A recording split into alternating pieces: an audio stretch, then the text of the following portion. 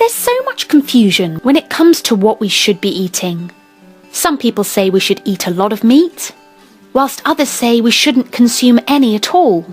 So when it comes to decisions as important as our health, I feel we should always listen to experienced medical practitioners who are working with patients day in, day out, who are well researched in their field and at seeing people consistently recover from many different diseases. Dr. Michael Clapper has been a medical doctor for over 40 years, with specialty training in surgery, anesthesiology, orthopedics and obstetrics. He has worked and educated thousands of patients. So let's hear what he has to say about meat. The link to Dr. Clapper's website will be in the description below. Animal fats, they clog you up and they make you fat. Two good reasons not to eat them. Here's a couple of more. Study after study comes out that if you are eating large amounts of fats in your diet, you are significantly raising your risk for cancer. If you are a woman eating a lot of fat in your diet, and that's talking about the hidden fat in cheeses and meats, etc., you increase your risk of cancer of the breast. Here are some countries that are compared by how much fat is eaten versus how many women die of breast cancer. The Americans and the Dutch, with their big dairy industries, lead the way in not only fat consumption, they lead the way in breast cancer deaths. Thailand is a Buddhist country. They eat very little meat and dairy products. Breast cancers are so rare there, if you find a case of it, you report it at grand rounds. When a man eats lots of animal fats, those fats are turned into male hormones called androgens. And androgens stimulate the prostate gland to get big. In our society, when a man reaches 60 or 70 and his prostate gland gets big, his doctor says, well, it's just part of getting old. No, it's not. That's 70 years of running androgen through that prostate gland. No wonder that gland gets big, and prostate cancer is the number one killer of men. And if you compare countries of the world versus how much fat is eaten and how much men die of prostate cancer, sorts out just the same way. The more fat that is eaten in the country, the more the men die of prostate cancer. And again, it's a very rare disease in Thailand, where people eat rice and vegetables and traditional foods.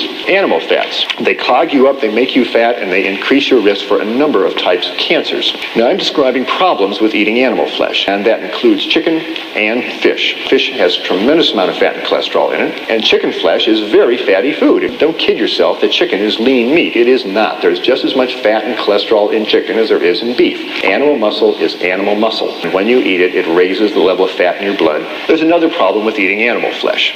It has too much protein. I never heard the words too much protein. I thought the more protein, the better. Put them on a high-protein diet, make them strong. It ain't so.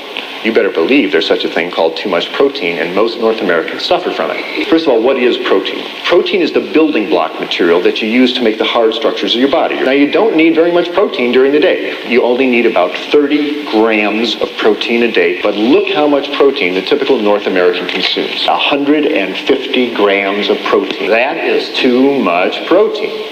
Why? Because your body can't store protein. So what happens? Well, your liver starts breaking down that protein, and as it metabolizes it, it releases all sorts of toxic nitrogen-containing waste like urea and ammonia and amino acid fragments. And these have a detrimental effect on the body, because as all these amino acid wastes go through your kidneys, it makes you lose calcium out of your urine. Why does that happen? Because there's fundamental differences between animal protein and plant protein. And I'm talking about the protein in meats and dairy products. Animal proteins contains amino acids that have sulfur, and sulfur makes extra acid in the body, and as acids wash through the bone, they dissolve calcium out of the bones. Animal protein is very concentrated. The muscle of an animal is the most concentrated protein on the planet, and so there's a big bolt of protein that goes into your bloodstream as soon as you eat it. Plant protein is mixed up with fiber. When you eat whole grain rice or whole grain barley, it takes hours for that to be absorbed into your bloodstream. The less acid nature of plant protein and its slower absorption rate means it's much gentler in the body, and it doesn't pull calcium out of your body. The phenomenon of protein pulling calcium out of your body is appropriately called protein-induced hypercalciuria. Too much calcium going out in the urine. When you eat a big bolt of animal protein, whether it be red meat, chicken, fish, or even milk, the acid nature of the protein washes through the bones, dissolves the calcium, which then goes out in the urine.